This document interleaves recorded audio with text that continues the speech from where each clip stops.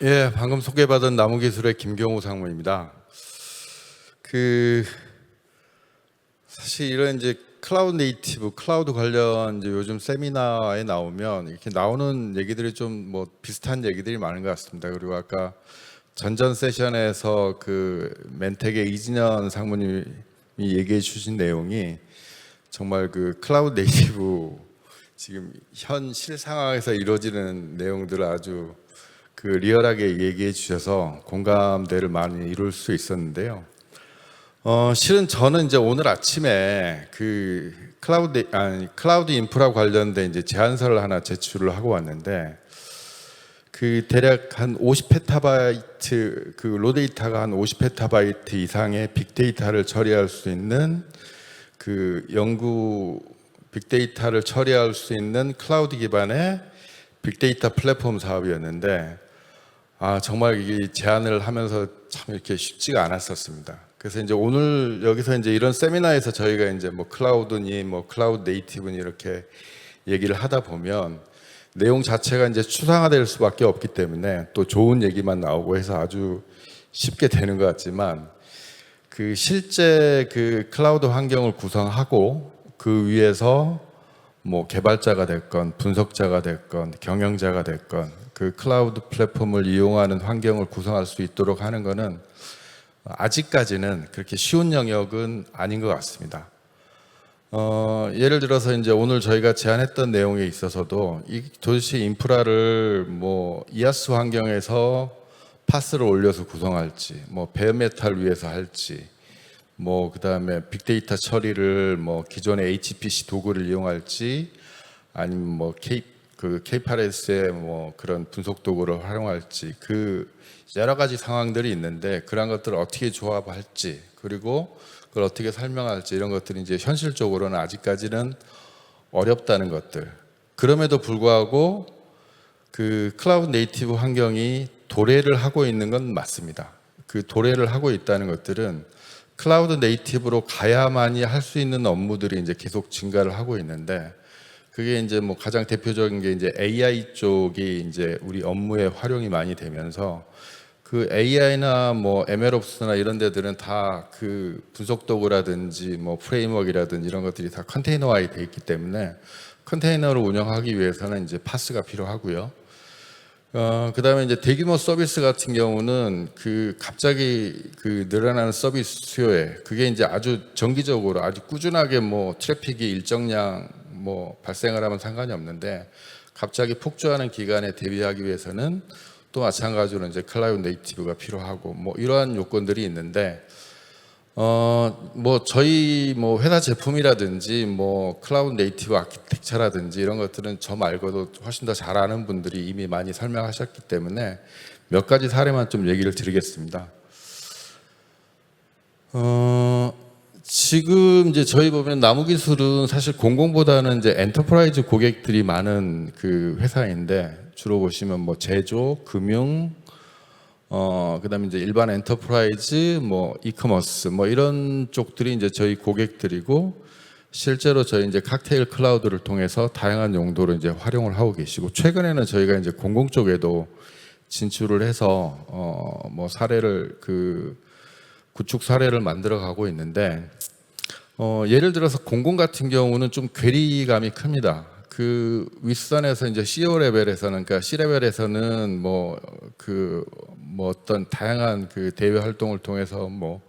클라우드라든지 클라우드 네이티브가 왜 필요한지 이런 것들을 얘기를 많이 들으시는데 실제 이제 실무를 담당하는 실무자들은 잘 모르시는 경우가 많고 그다음에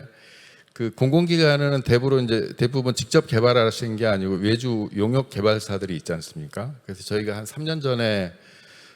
클라우드 네이티브 시범 사업을 한번 지역에 있는 큰 공공기관을 통해서 진행한 적이 있었는데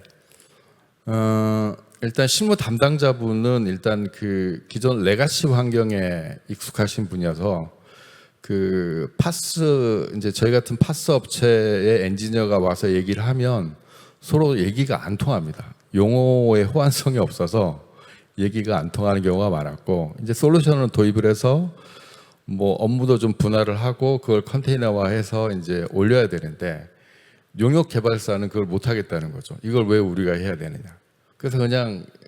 결국에는 그냥 통으로 그냥 컨테이너로 말아서 올린 그런 웃지 못할 사례들도 있었고, 뭐 이외에도 다양한 사례들이 있습니다. 뭐 이렇게 퍼블릭 클라우드로 올려서 그거를 이제 클라우드로 전환을 하고 해야 되는데, 그게 뭐 기업 기밀이라든지 기관의 데이터를 밖으로 내보낼 수 없는 그런 환경도 있고, 그다음에 또 가장 많이 얘기했던 것 중에 하나가 이제 클라우드 네이티브로 전환을 하려면 조직 구조 자체가 바뀌어야 되는데, 클라우드의 공급자 역할을 하는 분야와 그다음에 클라우드를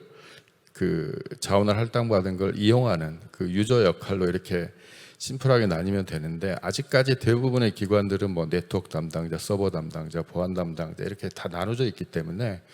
그 역할이 재조합되지 않는 이상은 이제 클라우드 네이티브로 가는 길은 뭐 그런 부분에 있어서도 좀 문제가 있을 거라고 생각을 합니다.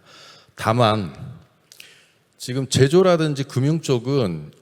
전사적은 아니지만 부분적으로 이제 AI들을 많이 도입을 하고 계시거든요. 그러다 보니까 사실 AI나 빅데이터 쪽은 모듈들의 자체가 대부분이 오픈소스 기반이고, 그 오픈소스가 이제 컨테이너화 됐기 때문에 그것들을 어떤 환경에서 운영할 건지 당연히 그건 파스를 도입할 수밖에 없는 거고, 그래서 이쪽은 차라리 저희가 가서 얘기를 하더라도 그렇게 어렵지 않습니다. 여기 가서 우리가 뭐 클라우드 네이티브가 왜 필요하고 아키텍처가 어떻게 됐고 이런 설명을 할 필요가 없습니다. 왜냐하면 이쪽은 이미 발주처에 해당 고객들이 우리는 무슨 업무를 위해서 AI를 도입할 것이고, 그럼 뭐 자체 개발할 수도 있는 것이고 아니면 어디 도입할 수도 있는데, 그럼 그 AI 환경을 어떤 환경에서 운영할지를 생각하려면 당연히 이제 쿠버네티스 환경이고, 그럼 이제 그 쿠버네티스를 어떤 인프라에 이제 구축할 것인지, 뭐 자체 프라이빗 클라우드를 구축할 것인지, 뭐 하이브리드로 할 것인지, CSP에 올릴 것인지, 뭐 이런 것들이 있고, 그다음에 좀 더 내려가면 그게 베어메탈 위에서 할 것인지, 그다음 VM 환경에서 할 것인지, 이런 것들은 이제 고객들이 다 정해서 그 해당 솔루션, 그다음에 해당 분야를 불러서 뭐 POC도 하고 뭐 설명도 듣고, 그래서 이제 최적화된 제품을 고르기 때문에 하는데, 예를 들어서 이제 공공 같은 경우는 어떤 이제 이쪽은 어떤 업무나 이런 것들이 아니고 어떤 시스템 중심으로 이제 사업들이 진행이 되다 보니까 무슨 업무 시스템 구축인데, 이것들을 하기 위해서는 이제 전체 시스템이 중요한 것이지 그 시스템을 어떻게 구현할 것인지는 중요치 않거든요. 근데 이제 그래서 그 사업에 클라우드가 붙어 있다 치더라도 대부분 이제 CSP를 활용하는 쪽에서 끝나고, 그 안에 이제 클라우드 네이티브라든지 이런 것들은 현실적으로는 뭐 구색 갖추기 아직까지는요 그런 거고, 실제로 들어간다 치더라도 이제 구현하기가 쉽지가 않은 상황입니다. 그럼에도 불구하고 이제 한 가지 좀 고무적인 것은, 작년까지는 그냥 이아스 환경으로 그냥 올리는 CSP로 올리는 게 이제 클라우드 전환 사업의 대부분이었다면, 올해부터는 이제 클라우드 네이티브가 좀 본격적으로 전환이 되고 있고, 올해 아마 시행착오를 이제 거치게 되면 내년 내후년으로 가면 이제 클라우드 네이티브 사업들이 좀 본격화하지 않을까 생각을 하고 있습니다. 저희는 오늘 이제 세 가지 사례를 잠깐 얘기 드릴 건데요. 이쪽은 이제 금융권에서 AI 인프라 운영을 하기 위한 이제 플랫폼으로 이제 저희 칵테일 클라우드를 도입한 사례인데, 뭐 여기서는 저희가 이거 AI가 뭐고 그다음에 그 AI가 어떤 인프라 위에서 돌아가고, 아까 제가 서두에 얘기 드렸듯이 그것을 설명할 필요가 없었습니다. 일단은 그 기관 자체에서 AI는 뭘로 할 것이고 그 AI 인프라를 운영하기 위한 최적의 환경이 뭔지 이미 다 생각을 하고 있었고, 몇몇 업체들을 불러서 테스트해보고 뭐 그렇게 선정을 했고 현재까지 잘 쓰고 있습니다. 근데 이제 이것들이 금융권의 이제 전문 본업에 해당되는 게 아니고 이제 새롭게 시도되는 AI 환경에 이제 적용하는 거였고요. 그다음에 이제 두 번째로는 이제 이게 온라인 서비스, 일본에 있는 비욘드 라이브라는 온라인 서비스인데, 이쪽은 이제 인프라 비용이라든지 그다음에 이제 특별한 이벤트 시에 발생할 때 이제 갑자기 트래픽이 집중되는 환경을 어떻게 해결할 것인지 뭐 이런 것들이었는데, 자체 인프라로 이제 활용을 하다가 CSP로 올렸고, 그다음에 특별한 이벤트가 있을 때 이제 오토 스케일링 기능을 활용하는, 그래서 이제 성공적으로 지금 활용을 하고 있고요. 그 다음에 여기는 뭐 이름이 나왔습니다만은 여기서는 이제 다양한 건데 여기서 이제 특징은 하이브리드 클라우드를 이제 구현했을 때 이제 파스를 활용한 사례입니다. 그래서 이렇게 뭐 간단하게 세 가지 사례를 말씀을 드렸는데 제가 보기에는 뭐 몇 년 안에 좀 더 정말 왜 클라우드 네이티브를 해야 되는지 명확하게 그걸 설명할 수 있는 이제 사례들이 각 분야마다 나올 것 같습니다. 뭐 이커머스라든지 뭐 금융권에서 뭐 AI 도입이라든지 그다음에 제조업에서 인프라를 운영하는 시스템이라든지 그다음에 이제 과학 연구 쪽에서 아주 대규모 빅데이터 가령 바이오라든지 이런 데들은 데이터 사이즈가 워낙 크기 때문에 HPC 환경에서 그런 잡 스케줄링을 운영하는 그런 효과적인 기존의 도구들을 활용하는 방법도 있지만 이제 그런 것들이 점차 이제 K8S 환경으로 넘어가는 것 같아요. 왜냐하면